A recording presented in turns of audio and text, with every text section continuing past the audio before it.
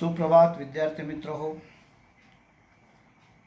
आपला जो काही नवीनच अभ्यासक्रम जो का आहे दलित एकांकिकाचा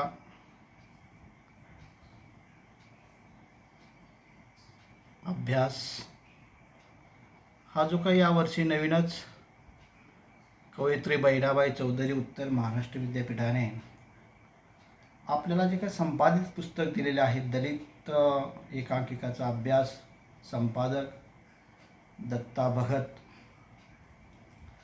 तर एकूण 6 कथा आपल्याला अभ्यासक्रमासाठी दिलेल्या आहेत. मित्रो, आपल्या अभ्यासक्रमाकडे जर नजर टाकली किंवा आपल्या अभ्यासक्रमावर जर नजर टाकली की तुमच्या लक्षात येईल की आपल्या अभ्यासक्रमाचे 2 भाग केले, एक अ भाग आणि दुसरा ब भाग. आता अ भाग जो काय याच्यावर आपण सविस्तर परामर्श घेतलेला आहे. अ भागामध्ये काय आहे की एकांकिका म्हणजे काय, एकांकिकाचे स्वरूप, एकांकिकाची वैशिष्ट्ये, 1950 पूर्वीच्या एकांकिकाचा स्थूल परिचय, 1950 नंतर एकांकिका जे काही याचा आपण थोडक्यात परामर्श घेतला. आणि त्यानंतर आपलं जे काय आता संपादित जे काही पुस्तक जे काही या संपादित पुस्तकातल्या जे काही 6 एकांकिका जे काही त्या एकांकिकाला आपण आज सुरुवात करणार आहोत. मित्रो, 6 कथा आहेत आणि 6 कथा ज्या का आहेत या अतिशय ज्याला आपण साहित्यिक मूल्य म्हणतो त्या कथेमधून आपल्याला व्यक्त होताना तुम्हाला जाणवेल, दिसेल. मित्रो, ह्या सर्व जे काही कथा जे का आहेत या दलित जीवनाचं चित्रण करणाऱ्या कथा आहेत. मी तुम्हाला सांगितलं होतं की दलिताची व्याख्याही सांगितली होती की दलित म्हणजे काही विशिष्ट असा वर्ग नाही, जो दडला गेलेला आहे, जो पिल्ला गेलेला आहे, जो शोषित आहे, जो वंचित आहे, विकासाच्या चक्रापासून जो बाहेर फेकला गेलेला आहे, असा कोणताही समुदाय असेल, मग तो SC असेल, ST असेल, NT असेल, SBC असेल, OBC असेल, हा सर्व समुदाय जो काही याचाही समावेश या दलित शब्दामध्ये येत असतो. ही जी काही व्याख्या, ही व्याख्या सर्वव्यापक बाबुराव बागुलांनी त्या ठिकाणी व्यक्त केली, परंतु ही व्याख्या थोडं मर्यादित स्वरूपात आहे. आणि दलित म्हटल्यानंतर गाव कोसा बाहेर राहणाऱ्या समाजजीवनाचं चित्रण जिथून होत असतं, त्यांच्या व्यथावेदना ज्या ठिकाणी व्यक्त केलेल्या असतात त्यालाच दलित साहित्य म्हटलं जातं, असं दलित लेखकांनी एक प्रकारे आपल्या व्याख्या व्यक्त करत असताना मत मानलेलं आहे. या दलित लेखकांच्या व्याख्याच्या संदर्भात किंवा एकांकिकेच्या व्याख्याच्या संदर्भात त्याच्या स्वरूपाविषयी, वैशिष्ट्याविषयी आपण आतापर्यंत 4 पिरियडमध्ये सर्व सविस्तर लेक्चर दिलेलं आहे. त्यामुळे आता आपल्याला जे काही संपादित पुस्तक आहे दत्ता भगतांचं आणि त्याच्यातल्या जे काही 6 कथा आहेत त्या 6 कथांचा आपण आता परामर्श घेणार आहोत. त्याच्यातली पहिली जी काही कथा आहे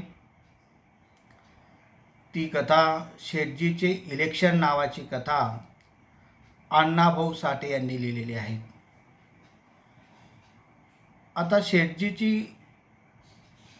इलेक्शन ही जी काही कथा जी काय आहे या कथेचं कथानक म्हणा, विषयसूत्र म्हणा, तिथलं भाषाशैली म्हणा, कथानक, संवाद या सर्वांचा विचार करण्याच्या अगोदर आपल्याला अण्णाभाऊ साठे या लेखकाचा थोडक्यात परामर्श घ्यावा लागणार. कारण अण्णाभाऊ साठे हे एक थोर मानवतावादी लेखक होऊन गेलेले आहेत. त्यांचा जन्म 15 ऑगस्ट 1920 रोजी सातारा जिल्ह्यातील वाटेगावी या लहानशा खेडेगावामध्ये त्यांचा जन्म झाला.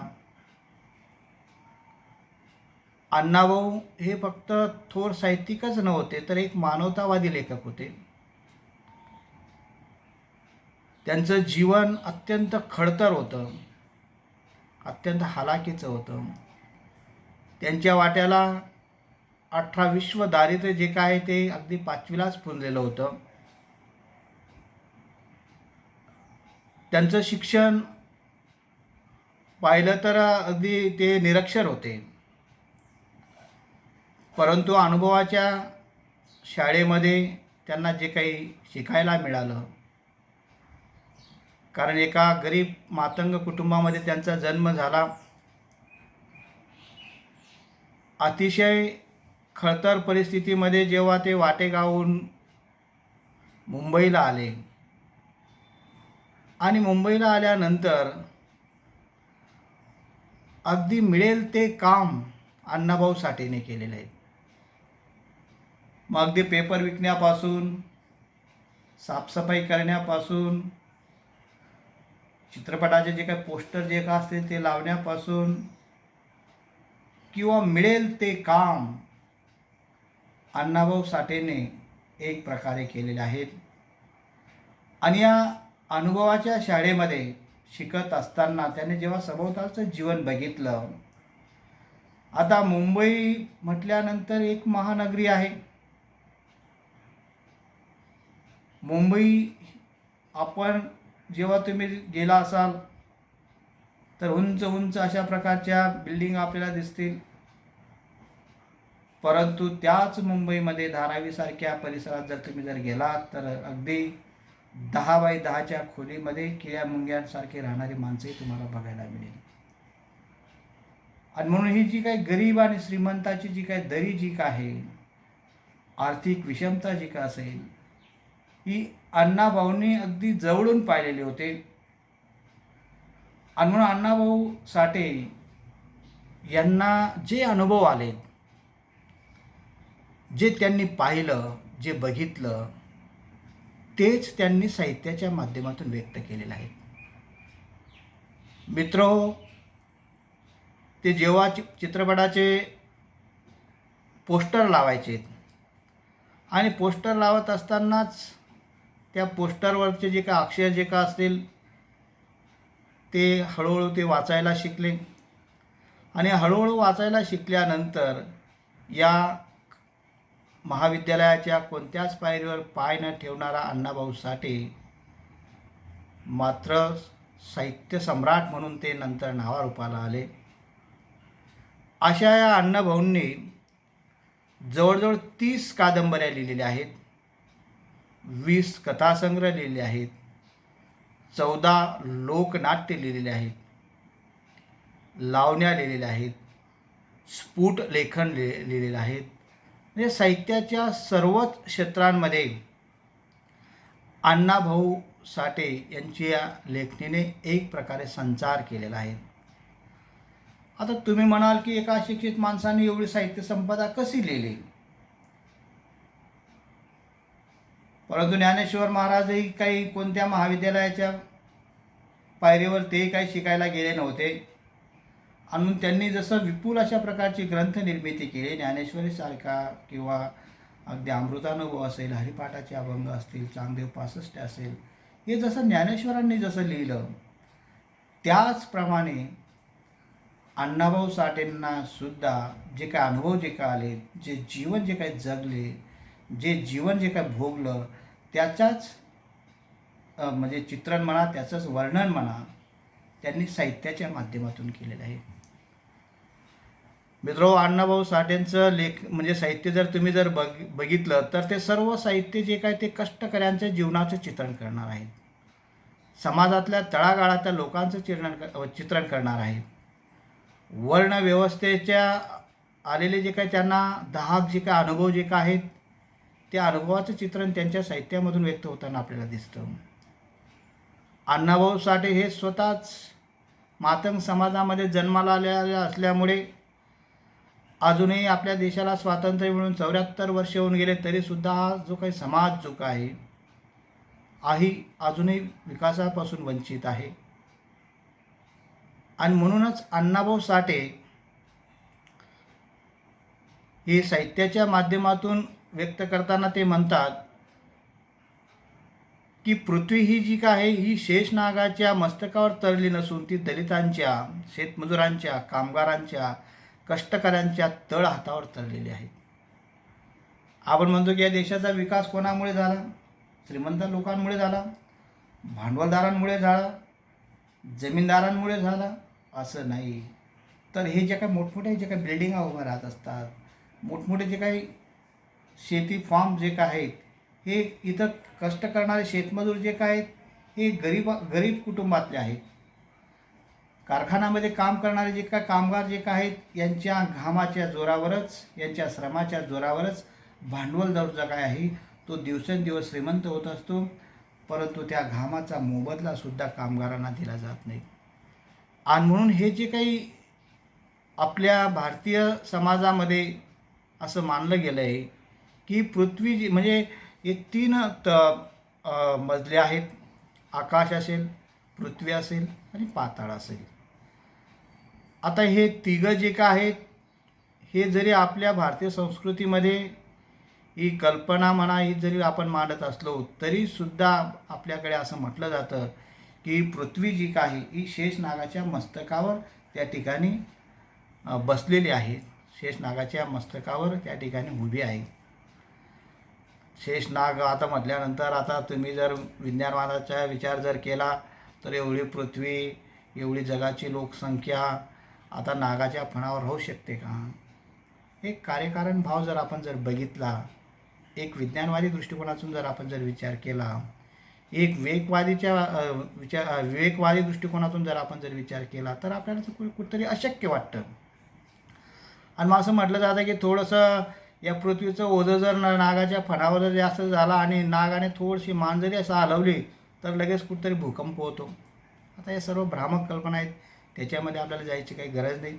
मित्रहो, फक्त सांगण्याचा उद्देश एवढाच आहे की अण्णाभाऊ साठे यांनी ज्याही काही कथा लिहिल्या, ज्याही काही कादंबऱ्या लिहिल्या, ज्याही काही एकांकिका लिहिल्या, जेही काही लावण्या लिहिल्यात, जे काही पवाडे लिहिलेत, ते सर्व साहित्य जे आहेत या साहित्यांमधून त्यांनी शेतकऱ्यांच्या जीवनाचं चित्रण केले आहेत, शेतमजुरांच्या जीवनाचं चित्रण केले आहेत, कष्टकऱ्यांच्या जीवनाचं चित्रण केले आहेत, दलितांचं दुःख असेल, दलितांच्या व्यथावेदना असतील त्यांचं त्या ठिकाणी चित्रण केले आहेत, किंवा अगदी मुंबईसारख्या महानगरामध्ये राहणारे जे काही कामगार जे का असतील त्या कामगारांचंही दुःखाचं चित्रण त्यांच्या साहित्यामधून त्यांनी व्यक्त केलं आहेत.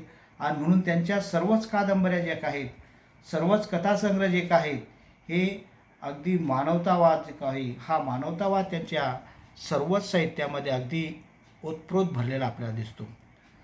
फकीरा कादंबरी जी का आहे ही जर तुम्ही जर वाचली त्याच्यावर चित्रपटही निघालेले आहेत. त्याचं एकच वाक्य मी तुम्हाला सांगतो, कारण या कादंबरीची प्रस्तावना जी काय या प्रस्तावनेमध्येच अण्णाभाऊ साठे म्हणतात, कारण त्यांनी ही कादंबरी जी काय आहे ते डॉक्टर बाबासाहेब आंबेडकरांना समर्पित केले, त्यांना अर्पण केलेली आहेत. हे डॉक्टर बाबासाहेब आंबेडकरांनी एक प्रकारे घाव घालून बदल करूया भारत जे काही त्यांनी म्हटलेलं होतं. कारण जोपर्यंत आपण या समाज व्यवस्थेविरुद्ध, वर्ण व्यवस्थेविरुद्ध, जाती व्यवस्थेविरुद्ध, या प्रथेविरुद्ध जोपर्यंत आपण प्रहार करत नाही तोपर्यंत देशामध्ये समता निर्माण होऊ शकत नाही. देशामध्ये स्वातंत्र्य, समता, बंधुत्व जे काय आहेत हे त्यांच्या साहित्यामध्ये आपल्याला अगदी ओतप्रोत त्या ठिकाणी म्हणजे व्यक्त होताना दिसत आहेत.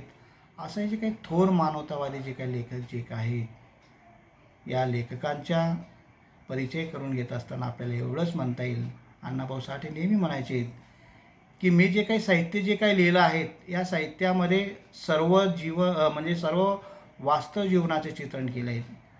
आणि म्हणून मला रडणं मान्य नाही, मला लढणे मान्य आहे. मी जे काही लिहितो किंवा कोणताही लेखक जेव्हा त्या ठिकाणी म्हणजे साहित्य लिहित असताना त्याला जनतेची कदर असली पाहिजे. आणि जो जनतेची कदर करत नाहीत साहित्य लिहिताना तर जनताही त्याची कदर करत नाहीत. आणि म्हणून हा लेखक जो काय हा खऱ्या अर्थाने मानवी जीवनाची कदर करणारा लेखक आहेत. एक थोर मानवतावादी दृष्टिकोनातून त्यांचे सर्व साहित्य संपदा आहेत. एवढंच नाही, आपल्याकडे एक मात्र समाजामध्ये एक वृत्ती निर्माण झालेली आहे की कोणताही महामानव जो का असेल, या महामानवाचा जेव्हा साहित्याचा आपण विचार करत असतो त्यावेळेस त्याला आपण त्याच्या जातीच्या चौकटीमध्ये बसून देतो. मित्रहो, अण्णाभाऊ साठे हे कोणत्याही जाती धर्मासाठी कोणत्याही समाजासाठी त्यांनी लेखन केलं नाही, तर त्यांचं सर्व साहित्य जे आहे हे सर्व साहित्य मानवतावादी दृष्टिकोनातून लिहिलेले आहेत.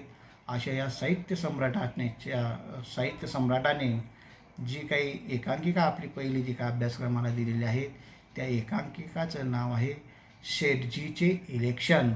त्या एकांकिकाचा आपण थोडक्यात परामर्श पुढच्या तासाला घेऊ.